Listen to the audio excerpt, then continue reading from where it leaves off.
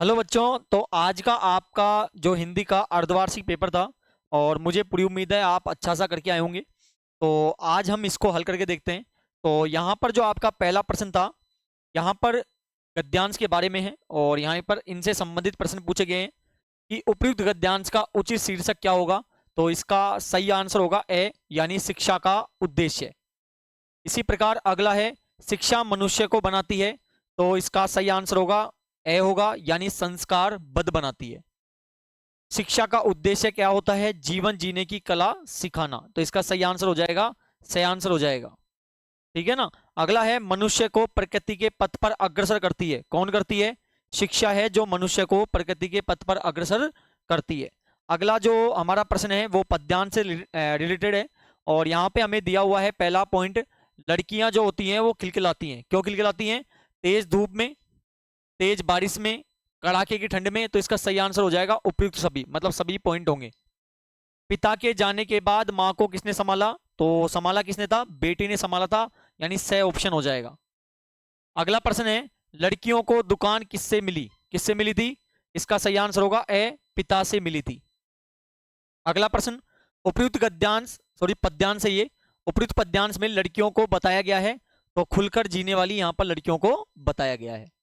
अगला जो प्रश्न था आपका, यहां पर देखो निबंध का था, आपने करा होगा आसानी से। इसी प्रकार आपके प्रार्थना पत्र था और फिर इसी प्रकार जो था विज्ञापन था। अब हम अगले प्रश्न में बढ़ते हैं। तो यहाँ पर छठा प्रश्न है हमारा, यहाँ पर हमें दिया हुआ है कि औपचारिक शब्द में प्रत्यय है। तो यहाँ पर जो हमारा सही आंसर होगा बे आंसर होगा, यानी ओ। इसी प्रकार सप्तऋषि शब्द में समास कौन सा है? तो सही आंसर होगा ए, यानी द्वंद्व समास होगा। परभागी किसे कहा गया है? श्री कृष्ण को कहा गया है। रे नर्प बालक काल बस बोलत, पंक्ति में नर्प बालक किसे कहा गया है? तो वो राम को कहा गया है। आभा शब्द का अर्थ होता है, आभा का मतलब यहाँ पे होता है चमकना, यानी चमक हो जाएगा। ठीक है ना। और देखो बच्चों, आपके जो कक्षा 10 है उसका मैथ का भी सभी बेसिक टॉपिक कंटिन्यू डल रहे हैं आपके channel root of learning channel पर ही।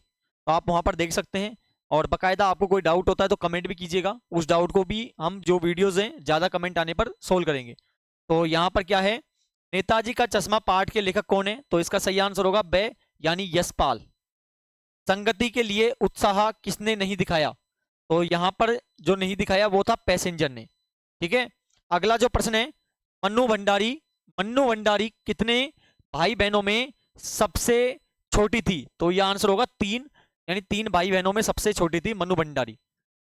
मैं क्यों लिखता हूं पाठ के लेखक हैं, तो इनका लेखक कौन है? शिव पूजन शाह है। अगला जो प्रश्न है, रमेश शब्द है उसमें संज्ञा कौन सी है? तो इसका सही आंसर होगा व्यक्तिवाचक संज्ञा होगी। वह जा रहा है, रेखांकित शब्द कौन सा सर्वनाम है? तो इसका सही आंसर होगा अन्य पुरुषवाचक सर्वनाम।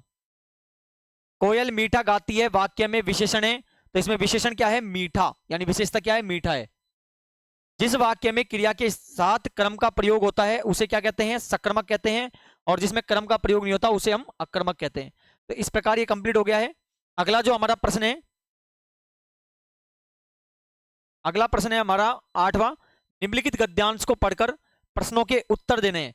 तो यहां पर जो हमें पहला प्रश्न दिखाई दे रहा है और यह प्रश्न है कि उपयुक्त गद्यांश किस पाठ से लिया गया है, यही प्रश्न है आपका।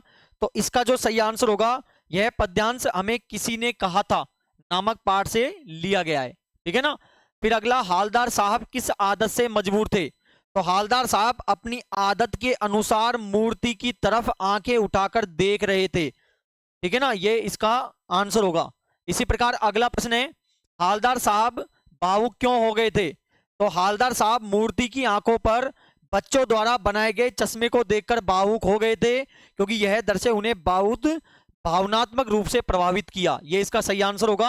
और लास्ट प्रश्न है इसमें, मूर्ति पर किसने बना चश्मा रखा था? किससे बना चश्मा रखा था? तो मूर्ति पर आंखों की पर सरकंडे से बना छोटा सा चश्मा रखा हुआ था। ये इसका करेक्ट आंसर होगा। ठीक है ना। तो इस प्रकार हमने इसको हल कर लिया है और मुझे पूरी उम्मीद है आपने अच्छा पेपर किया होगा। तो मिलेंगे अब नेक्स्ट वीडियो में। बहुत बहुत धन्यवाद।